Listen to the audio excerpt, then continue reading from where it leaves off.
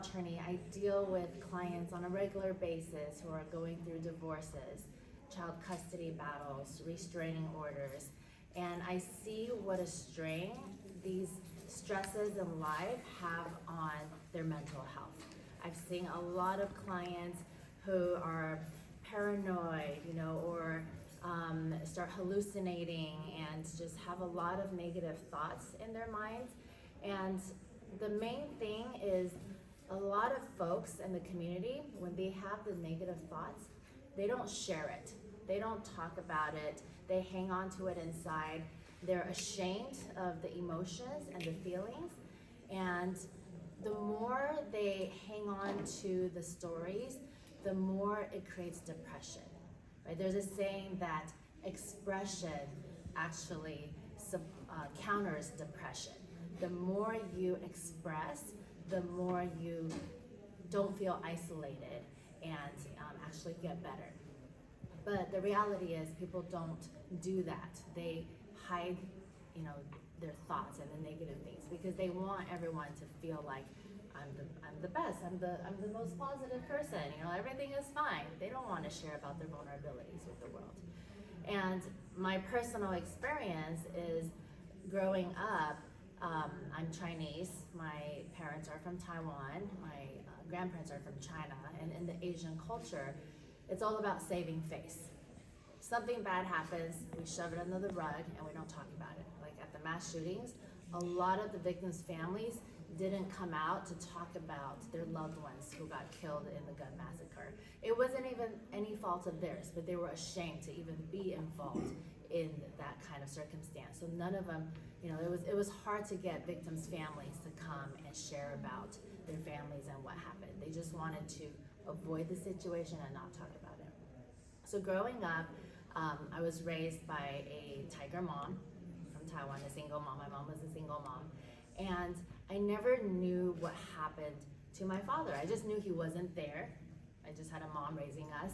And if I would ask my mom, hey, where's dad or whatever, she would just ignore my question and change the topic. I don't know if any of you guys have parents that are just really good at changing the topic, right? And, and of course it's like a touchy subject, so I'm not gonna push it. And in the Asian culture, children are meant to be seen and not heard. So I got the point. I'm like, okay, I'm not gonna ask, and just grew up, never knowing. And I just created a lot of stories in my head. Where's my dad? Maybe he took off and abandoned us, and maybe he's out there and I'll meet him someday. Or maybe he got in a car accident and passed away, or maybe he got cancer, just a lot of stories. And my mom would always tell the community that my husband is always busy working, and that's why he was never in her lives. Like, she wouldn't tell the community the truth either, and we knew that wasn't the case because he wasn't ever around. My brother and I, we knew that wasn't the case. But we also told the same story, like, oh, our dad's not here at our birthday party because he's busy working. He's not at our graduation because he's busy working. So that was a story that I told for 20 plus years of my life. When I was in my 20s, after working already, finishing college, finally I gathered the strength to sit my mom down, and I said, hey mom, I really would like to know what happened to my dad. And I could tell how uncomfortable she was, but I told her, I'm a grown adult now, I think I deserve to know. And that's when she finally told me that he had committed suicide. So he committed suicide when I was 3 years old, and she was so shocked by it that she didn't even go to the funeral. She couldn't share it with anybody in the community. Our immediate family knew about it, but my whole life growing up, we just never talked about it. So that's not atypical of families, especially Asian families or families that are so worried about reputation.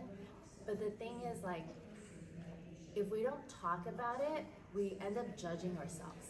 So because I had lived with that lie for the first 20 years of my life, after I found out the truth, I wasn't able to shift my story to the truth. I wasn't able to start telling people, oh yeah, this is what happened to my dad. So I was still living and telling the same lies. And it wasn't until I went through a personal development course where other people started sharing about their stories, very vulnerable stories. Like someone shared about being molested as a child.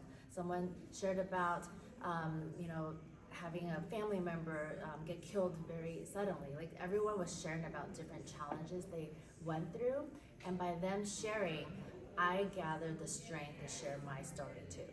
And the first time I had to share that my father committed suicide was one of the hardest things I had to do in my life because I judged myself a lot. But then the second time I shared it, the third time I shared it, it started getting easier and easier. And I realized, my harshest critic is myself. When I share my story, other people, they're not judging me as much as I've been judging myself over the last 20 years.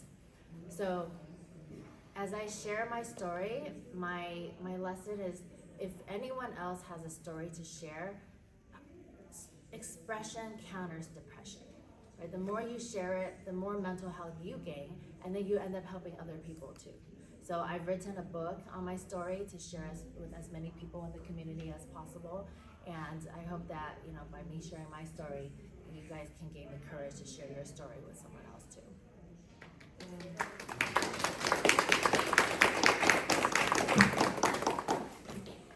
Elizabeth, what is the name of your book? I have multiple books. One is how to manage a stress-free divorce. It's specifically for divorcing folks because that's the clientele that I service. So how to be able to express the pain that someone goes through, because anyone who's going through divorce and a breakup is very painful. But how to express that, to be able to go through the process amicably. And I always tell my clients, even if you're divorcing someone, it's not the end of the relationship, especially if you guys have children together. You actually need to treat your ex with more love, more understanding, and more respect than when you guys were married. So I went through a 4-year-long divorce where my ex-husband and I, it was as nasty as you can imagine. We filed restraining orders against each other. We went to court like every other month. And after 4 years, we decided to become friends. So now we co-parent the kids together. When he's busy, he has 2 more kids on top of the 2 kids we have. When he's busy, I babysit all 4 kids together because they're all siblings. So now the kids have 4 parents. So yeah, so for divorces, it's difficult, but it is something that can be overcome. People just got to be able to share their pain, share their emotions, and be able to have the avenue to release. Thank you, Elizabeth.